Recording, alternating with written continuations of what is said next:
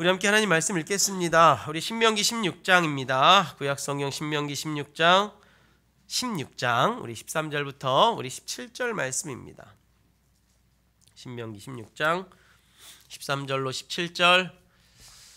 우리 함께 말씀 읽겠습니다. 너희 타작마당과 포도주 틀에 수출을 거두어 들인 후에 이레 동안 초막절을 지킬 것이요 절기를 지킬 때에는 너와 내 자녀와 노비와 내 성중에 거주하는 레위인과 객과 고아와 가부가 함께 즐거워하되 내 하나님 여호와께서 택하신 곳에서 절기를 지키고 내 하나님 여호와께서 내 모든 소출과 내 손으로 행한 모든 일을 복주실 것이니 너는 온전히 즐거워할지니라. 너희 가운데 모든 남자는 1년에 3번 곧 무교절과 칠칠절과 초막절에 내 하나님 여호와께서 택하신 곳에서 여호와를 배웁되 빈손으로 여호와를 배웁지 말고 각 사람이 내 하나님 여호와께서 주신 복을 따라 그 힘대로 드릴지니라. 아멘. 할렐루야. 아멘. 우리 이 시간에 감사합니다, 감사합시다 라는 제목으로 말씀의 은혜를 함께 나누고자 합니다. 옆 사람하고 먼저 인사하겠습니다. 사랑하고 축복합니다. 사랑하고 축복합니다. 사랑하고 축복합니다. 다시 한번 인사할까요? 함께 예배할 수 있어서 감사합니다. 시작.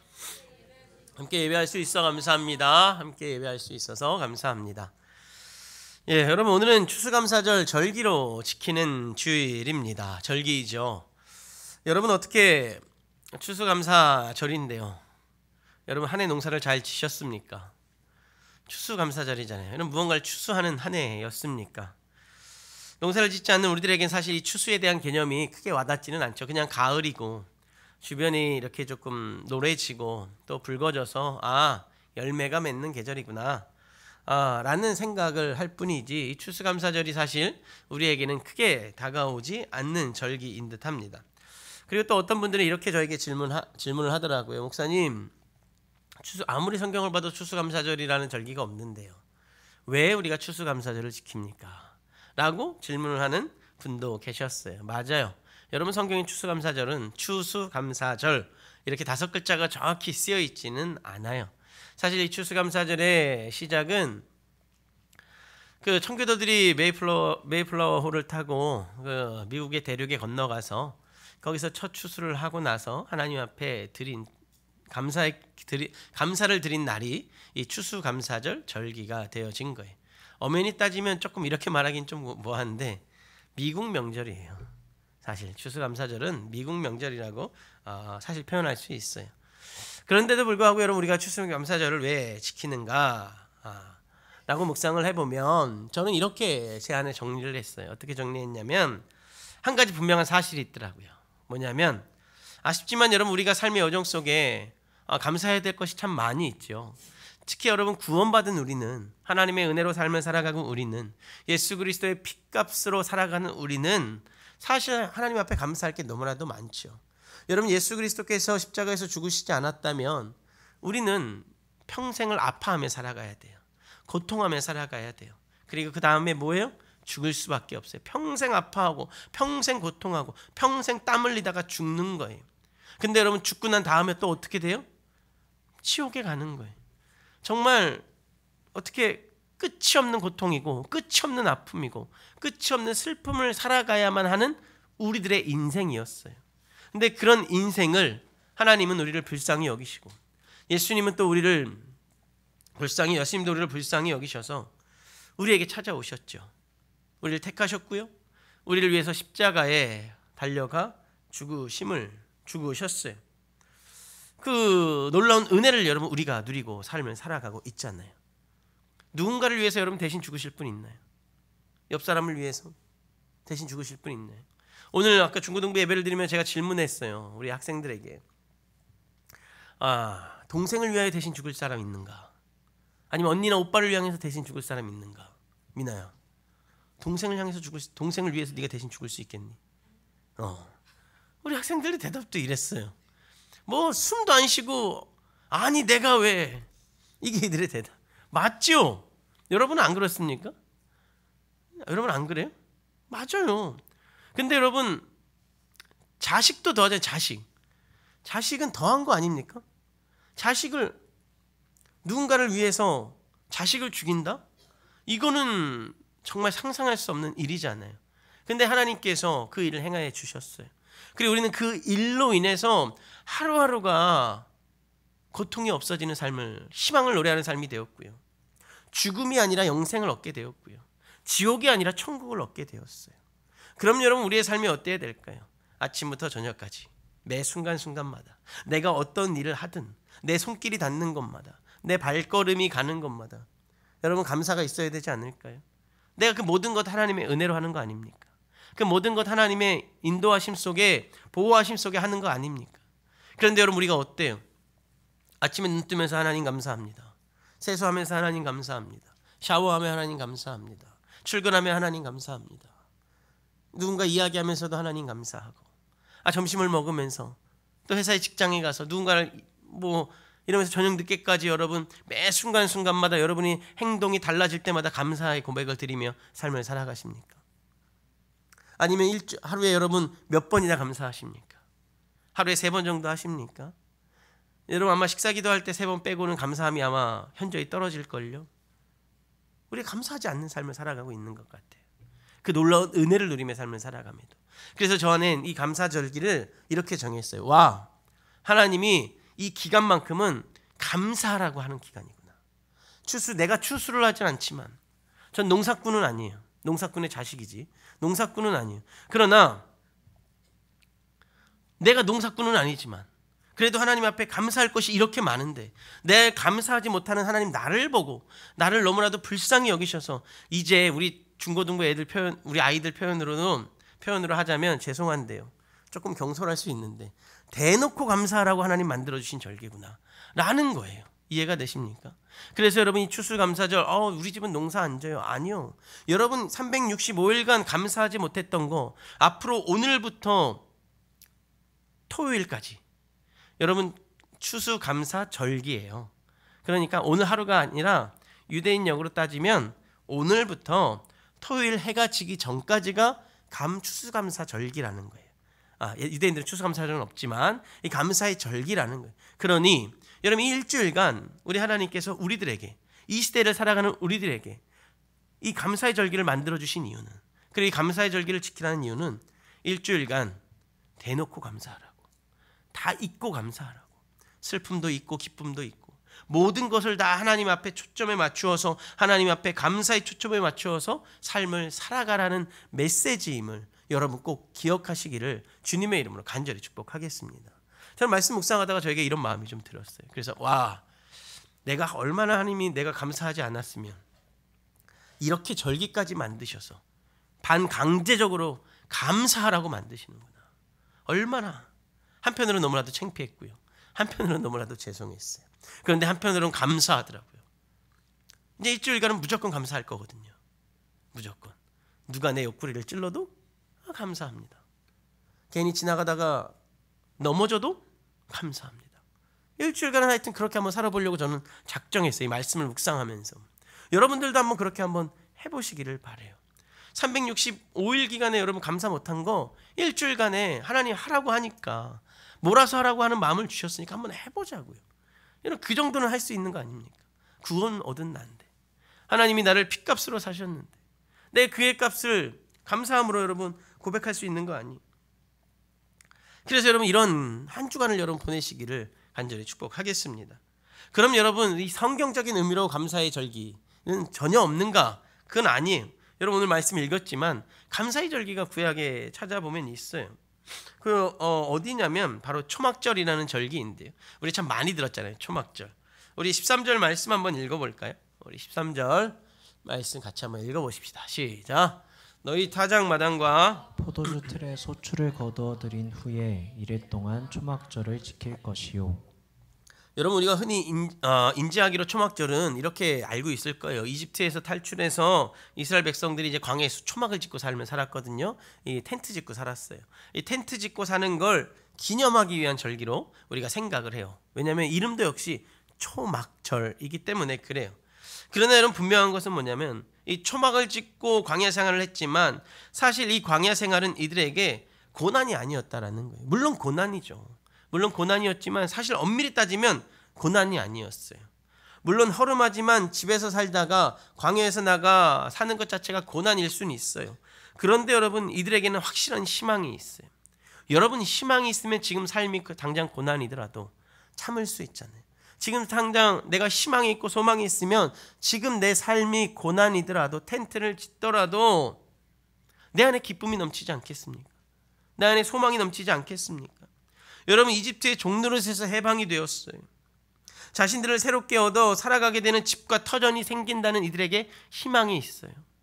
이제 종이 아니라 어엿한 하나님의 백성으로 살아가고요. 손가락질 받지 않는 삶을 살아갈 수 있는 거예요. 종노릇하지 않아도 되는 삶이 이들 앞에 펼쳐져 있는 거예요. 그 앞이 펼쳐져 있는데 지금 당장 여러분 텐트를 이렇게 짓고 삶을 살아간다고 그게 이들에게 고난으로 다가왔을까요? 저는 희망으로 다가왔을 것 같아요. 왜 더 희망이 되냐면 하나님이 이끌어 가시잖아요. 만약에 여러분 제가 여러분에게 말도 안 되지만 밖에 나가서 광야에 가서 살자고 그리고 한 달 있다가 분명히 하나님이 은혜 주실 거라고 만약에 제가 그랬다면 제 말 믿고 여러분 밖에 나가서 텐트 칠 사람 있어요 없어요? 없죠. 준익이 텐트 칠 자신 있니? 내 말 믿고? 없지. 아무도 못 치지. 저도 못 쳐요. 저도. 여러분 치겠습니까? 못 쳐요. 그런데 여러분 하나님이 말씀하시는 거예요. 하나님이 말씀하시면 하나님이 직접 말씀하시면 텐트 친다 안 친다? 치죠.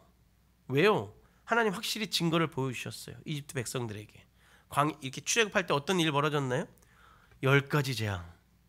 기억나십니까? 엄청난 재앙이 일어났죠. 아무도 할 수 없는 마법사들도 마술사들도 할 수 없는 엄청난 재앙이 일어났어요. 그리고 여러분 이들이 광야로 나아가면서 어떤 거 경험했습니까? 홍해가 갈라져요. 홍해가 갈라지죠. 이 놀라운 일들을 경험했다고요. 하나님이 이끌어 가시는 거예요. 그 놀라운 일들을 행하시는 하나님이 직접 이끌어 가시는 거예요. 좀 전에 말씀드렸지만 홍해가 가로막혀 있을 때 이들은 긴장했어요. 두려웠어요. 떨었어요. 하나님 원망했어요. 왜? 이들의 생각에는 답이 없거든요. 홍해가 앞에 있잖아요. 양옆으로 도망갈 수가 없어요. 군인들이 쫓아오는데 어떻게 도망가요? 이들은 상상할 수 없어요. 이제 죽었구나 싶었어요. 그런데 여러분 하나님께서 어떻게 하셔요? 홍해를 가르잖아요. 상상할 수 없는 일을 행하시는 분이 바로 하나님이신 거예요. 이런 하나님이 바로 이들의 하나님이고 이들의 인도자 되어 주시는 거예요. 여러분 도통 써서 물을 먹을 수가 없었어요. 어느 날은. 그래서 이들이 하나님 앞에 원망하고 또 기도하죠. 그랬더니 여러분 어떻게 됩니까? 이 쓴물이 단물이 되잖아요.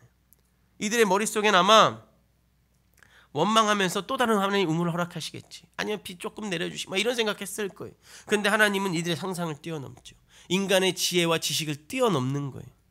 그냥 쓴물을 단물 만들어 주시는 거예요. 상상할 수 없는. 왜요? 그 물은요 여지껏 평생 썼어요. 10년이고 20년이고 100년 전이고 그 우물을 썼어요. 아무도 못 먹는 우물이었어요. 근데 이 우물이 어떻게 변해요? 단물로 변해요. 상상할 수 없는 일이 하나님이 하시는 거예요. 그리고 이들을 위로하시는 거죠. 야, 이 물 먹어. 내가 너의 하나님이야. 라고 위로하시는 거예요. 인간이 가진 지식의 범위가 아닌 지식을 뛰어넘는 인간이 도저히 상상할 수 없는 그 차원이 다른 방법으로 하나님이 이스라엘 백성들을 이끌어가고 계시는 거예요. 즉 이들에게 광야 생활은 고난이지만 사실 희망이라는 거예요. 그래서 고난이지만 사실 소망의 자리라는 거예요. 꿈이 있는 거예요. 마치 또 이런 거예요. 여러분 이렇지 않겠지만 몹시 갑자기 가난해졌어요. 집에 아무것도 없어. 먹을 것도 없고 정말 아무것도 밥 한 톨이 없어요. 쌀 한 톨이 없는 상황이에요. 근데 지나가던 사람이 여러분들에게 그렇지 않겠지만 이 로또 한 장을 줬어요. 근데 로또를 맞춰보니까 토요일날 토요일날 언제예요? 로또를 사시는군요. 하여튼 그래요. 토요일날 해요. 토요일날 딱 했는데 1등이야. 며칠 전부터 굶었거든. 너무나 배고파. 한 3, 4일 굶으니 너무 배고파요. 근데 지나가던 사람이 로또 줬는데 그게 1등이 됐어. 근데 여러분 그 로또를 언제 찾을 수 있어요? 토요일날 찾을 수 있다 없다? 주일날도 안 되죠. 며칠 또 기다려야 되잖아요. 여러분 그 며칠 기다리는 거 여전히 고난일까요? 여전히 고난일 것 같아? 경연아, 근데 고난일 것 같니? 3일 네가 지금 굶었어. 근데 앞으로 이틀만 더 굶으면 너의 주머니에 하여튼 뭐 수억 원이 이렇게 꼭 들어오는 거야. 그러면 그 이틀이 고난이 될까? 일주일도 기다릴 수 있을걸요. 난 일주일 기다릴 수 저는 솔직히 일주일 기다릴 수 있어요. 안 먹고. 여러분 안 그래요? 기다릴 수 있잖아요. 지금 이들이 이런 거예요. 놀라운 하나님의 이적을 막 눈으로 보면서 광야 생활에 있는 거죠. 이 고난이 아니라 은혜의 자리죠. 감사가 넘쳐야 될 자리라는 거예요. 감사 그 자체였을 거라는 거예요. 그런데 여러분 이 부분은 이 시대를 살아가는 우리들에게도 사실 동일하게 적용됨을 여러분 아셔야 돼요. 여러분 우리 어떻습니까? 설교 서두에 말씀드렸지만 죄로 인해 고통 가운데 살아야 했던 우리들 아닙니까? 죽어야만 했고요. 평생 아파야만 했어요. 평생 눈물 흘려야만 했고 평생 땀을 흘려야만 했어요. 그럼에도 불구하고 죽을 수밖에 없었고 죽은 이후에도 지옥에 갈 수밖에 없는 우리들의 인생이었다고요. 근데 여러분 우리가 어떻습니까? 하나님께서 우리를 찾아오셨죠. 내 이름 부르시며 찾아오셨잖아요. 그리고 나를 부르시며 나를 자녀 삼아 주셨다고요. 당신의 아들을 죽이심으로 인해서 나를 자녀 삼아 주셨어요. 우리를 구원케 하여 주셨죠. 즉 우리는 구원받은 자의 삶으로 비록 고난이 가득한 삶을 살아가지만 정작 여러분 우리 역시 하나님 나라의 소망을 품고 살아갈 수 있게 되었다는 거예요. 그리고 하나님 나라가 지금 내 고난 중의 삶의 위로로 회복으로 평안으로 화평으로 다가오며 삶을 살아가고 있다라는 거예요. 그래서 여러분 우리가 하나님 앞에 기도를 드리는 이유가 그런 거 아니겠습니까? 들어달라고 하는 거 아니에요? 요청하는 거 아니에요? 삶의 여정에 평안을 달라고 행복을 달라고 화평을 달라고 하나님 앞에 기도하는 거 아니에요? 즉 여러분 이런 관점에서 바라보면 사실 우리들도 우리의 기도 역시 또 우리의 삶의 현장마다 감사가 넘쳐야 되는 거 아니에요? 오늘 하루의 고난으로 인해서 슬퍼하고 염려로 인해서 아파하고 걱정으로 인해서 쩔쩔매며 모든 걸 잃어버리고 모든 걸 하나님 앞에 집중하지 못하는 삶이 아니라 어쩌면 고난이 있더라도 하나님께 집중하고 염려가 있더라도 하나님에 집중하고 걱정거리가 있더라도 하나님께 집중하는, 그래서 하나님 앞에 감사를 먼저 드리는 삶이 되어야 하는 거 아닌가요? 이스라엘 백성들의 광야 생활이 비록 광야지만 희망과 소망을 보며 하나님의 권능을 체험했던 것처럼 여러분 우리도 하나님의 권능을 체험하며 삶을 살아가잖아요. 하나님의 놀라운 은혜로 우리가 삶을 살아가잖아요. 그러면 여러분 적어도 우리의 삶이 지금 당장은 고난이고 힘들고 되는 일이 없다 하더라도 시험이고 환난이고 참 어려운 문제로 가득하지만 앞길이 보이지 않고 잘 일도 안 풀리지만 그럼에도 여러분 우리가 감사해야 되는 거 아니냐라는 거예요. 왜요? 하나님은 우리의 주관자 되시고 인도자 되시고 보호자 되시니까. 여러분 오늘 새벽 예배 말씀을 나누면서 시편 64편 말씀 나눴는데요. 이 말씀에 보면 다윗의 시인데요. 다윗이 하나님 앞에 탄식해요. 생명의 위협을 때문에 탄식해요. 그런데 여러분 이 64편 1절부터 10절까지인데 그 짧은 시 안에 어떤 고백을 하냐면 그럼에도 불구하고 다윗이 하나님을 찬양해요. 환경은 변하지 않아요. 여전히 누군가가 자기를 죽이려고 압제하고 있어요. 생명을 잃어버릴까 봐 벌벌 떨어요. 고통의 현장이에요. 상황은 변하지 않아요. 그러면서 하나님 앞에 탄식하지만 하나님을 찬양해요. 그가 찬양하는 이유는 하나예요. 왜요? 그가 찬양하는 이유는 하나였어요. 뭐였냐면 하나님이 승리자 되시고 승리자 되시는 분이 나의 하나님이라는 거예요.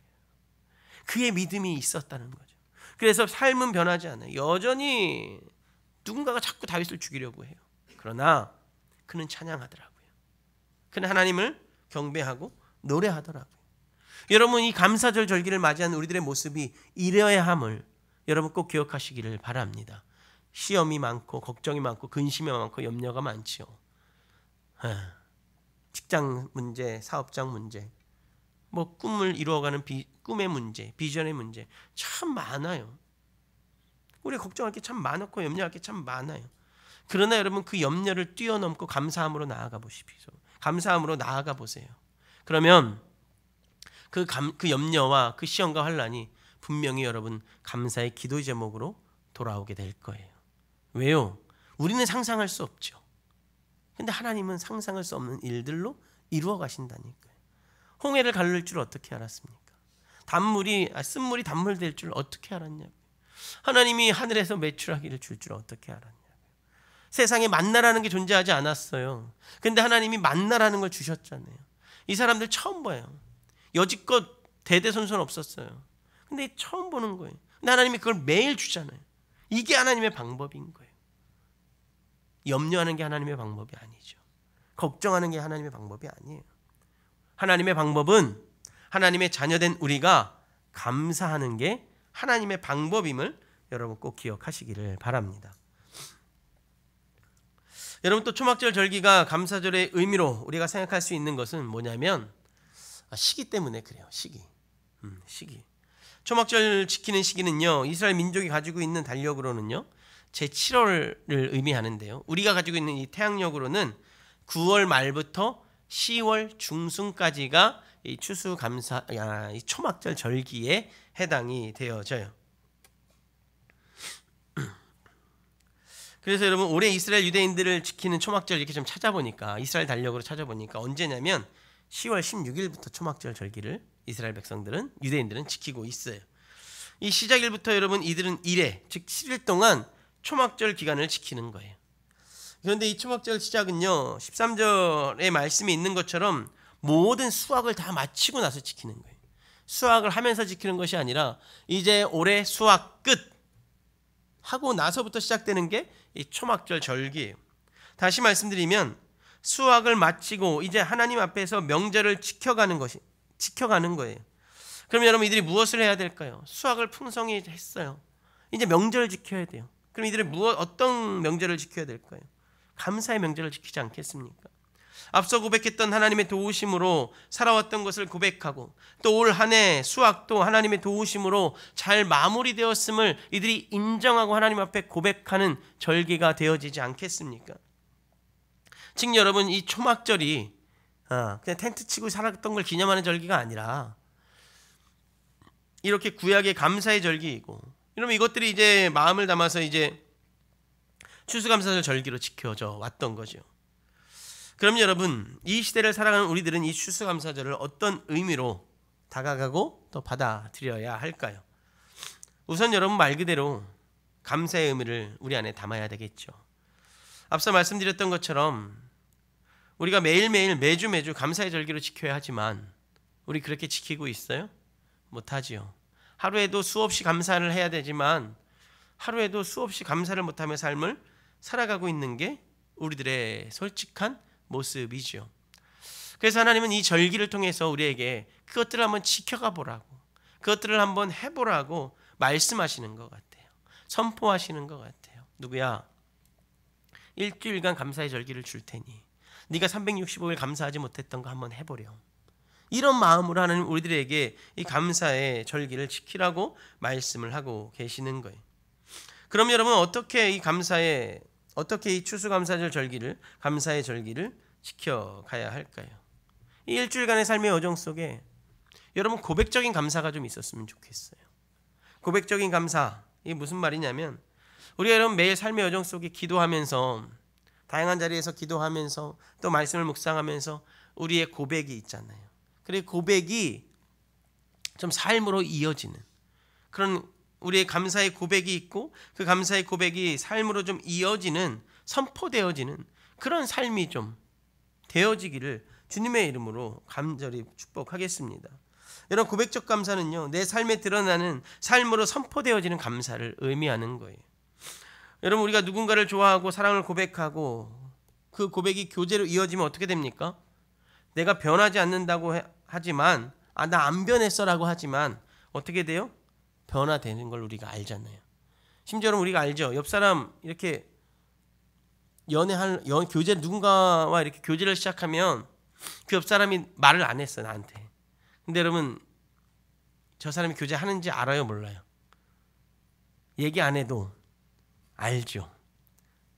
이건 동물적인 직감이 아니라 누가 봐도 연애하는 것 같아. 근데 본인 둘만 아니라고 그냥 우기는 거지. 우리가 그거 어떻게 할 수 있어요?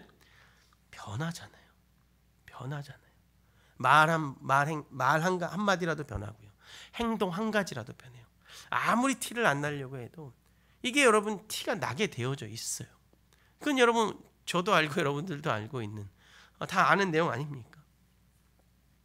그래서 여러분 우리가 하나님을 사랑하는 것도 이와 같다라는 거예요. 우리가 하나님 앞에 감사하는 것도 이와 같다라는 거예요. 하나님을 만나게 되고 하나님의 사랑과 그 은혜를 깨닫게 되면 우리가 어떻게 됩니까? 우리의 삶이 변화되어지죠. 주일의 약속보다는 하나님의 말씀을 듣는 예배가 우선시되어지는 삶이 되고요. 내 주변인들을 바라볼 때 평소에는 함께 노는 친구로 바라봤는데 내가 하나님을 만나면, 내가 하나님 앞에 온전한 관계를 지니고 있으면, 내가 하나님을 사랑하면 그 친구가 예수님을 만약에 모른다면 그 친구에게 복음을 전하는 나로 변하게 되어질 거라는 거예요. 그리고 믿음이 깊어지고 넓어질수록 우리의 기도의 제목도 바뀌어요. 어떻게 바뀝니까? 믿음을 막 지니기 시작했을 땐 기도의 제목이 다 내 위주예요. 하나님 내 이거 들어주세요. 하나님 나 이거요. 다 내 위주예요. 내 필요해요. 내 간구들로 가득 차요. 그런데 이런 믿음이 성장하고 깊어지면 우리의 기도 제목이 어떻게 됩니까? 주변인들을 향한 기도의 제목으로 바뀌죠. 기도의 범위와 넓이가 깊어지고 넓어져요. 맨 처음에 나의 신앙을 가졌을 땐 나를 위해서 기도하는데 신앙이 깊어지면서 나라를 위해서, 교회를 위해서, 누군가를 위해서 기도하게 되어진 우리의 모습을 볼 수 있는 거예요. 지금 여러분 우리가 지녀야 하는 감사가, 특히 구원에 대한 감사가 이렇게 여러분 고백적으로 삶으로 드러나는 감사가 되어야 한다고 말씀을 드리는 거예요. 그런데 여러분 알지만 정작 삶으로 끌어오지 못할 때가 참 많이 있죠. 저도 그런 것 같아요. 그런데 여러분 제가 조심스럽게 말씀드리고 싶은 건 하나님은 우리를 향한 사랑을 드러내 보이실 때 이유가 없다라는 거예요. 감사할 때도 여러분 이유가 사실 없어요. 내가 살아가는 것 자체가, 내가 선택받은 것 자체가 감사 아닌가요? 꼭 뭐가 있어야지만 감사하나요? 내가 무언가를 소득을 얻어야지만 감사하네. 세상은 이야기하죠. 너에게 무언가 소득이 있을 때 감사해야 된다고. 그런데 하나님은 아니죠. 그냥 내가 서 있는 것 자체가. 그냥 감사하라고 말씀하시는 거예요. 저 이 말씀을 준비하면서요, 다시 한번 우리를 향한 하나님의 사랑이 얼마나 큰지 묵상하게 되었어요. 그리고 회개했어요.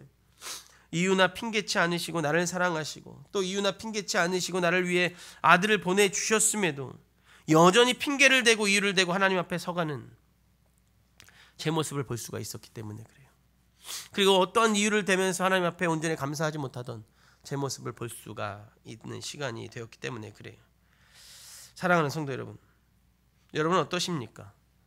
오늘과 같은 이 감사의 절기에 이 감사의 제목조차도 나를 향한 감사의 제목이 아니었는지 한번 확인해 보시기를 바래요. 그리고 여러분 정작 내가 감사해야 될 것이 무엇인지는, 내가 나를 향한 하나님의 사랑 앞에 고백적인 감사가 보이고 있는지를 한번 확인해 보는 우리들이 되기를 주님의 이름으로 간절히 축복하겠습니다. 말씀을 정리하겠습니다. 여러분 감사는요, 내가 값을 지불할 수 없는 것에 대한 유형무형한 것들이 나에게 소득으로 얻어질 때 고백하는 게 감사라는 감정입니다. 그래서 여러분 우리들은 감사하지 않거나 못할 이유가 사실 전혀 없는 삶을 살아가요. 특히 여러분 우리 믿는 자들에겐 감사하지 못할 이유가 전혀 없어요. 왜요? 믿음 자체가 하나님 앞에 평생을 감사하고도 남을 만큼 큰 은혜이고 사랑이기 때문에 그래요. 그런데 여러분 우리 안에 이 감사를 참 많이 잃어버리죠. 물론 여러분 내 눈에 혹은 마음에 소득으로 잡혀지는 것에 감사는 이루어질 거예요. 그러나 여러분 눈에 보이지 않는, 그러나 분명히 있는 것에 대한 감사는 참 소홀히 하죠. 믿음에 대한 감사 우리가 얼마나 많이 소홀합니까? 구원에 대한 감사 얼마나 많이 소홀합니까? 하루를 살게 하신 것에 대한 감사 얼마나 많이 소홀합니까? 오늘 하루를 살아감에 있어서 아프지 않은 것에 대한 감사 여러분 얼마나 우리가 소홀히 하며 삶을 살아갑니까? 사랑하는 성도 여러분, 삶을 허락하신 하나님 앞에 고백적 감사를 드리는 우리 모두가 되어지기를 주님의 이름으로 간절히 축복하겠습니다. 특별히 여러분 이번 한 주간 오늘로 끝내는 거 아니에요? 오늘부터 토요일 해가 지기 전까지 좀 율법적이긴 하지만, 날짜를 정해버려서 율법적이긴 하지만 아니면 더 이상 하셔도 좋죠. 하여튼 오늘로 끝내지 말자라는 거예요. 오늘로 감사의 절기를 끝내지 마시고 오늘부터 여러분들의 삶의 여정, 적어도 토요일까지는 여러분 안에, 여러분의 입술에 이 감사의 고백이 담겨지기를 주님의 이름으로 간절히 축복하겠습니다. 그리고 여러분 이 감사의 고백이 내 이웃에게도 전달되어지는 좀 이 한 주간이 되어지기를 주님의 이름으로 간절히 축복하겠습니다. 그래서 여러분 이 가을, 이 감사의 절기가 진정한 감사가 넘치는, 기쁨이 넘치는 절기. 그래서 2024년 내가 365일간 감사하지 못했던 그 모든 것을 하나님 앞에 고백으로 감사하는 절기가 되어지시기를 주님의 이름으로 간절히 축복하겠습니다.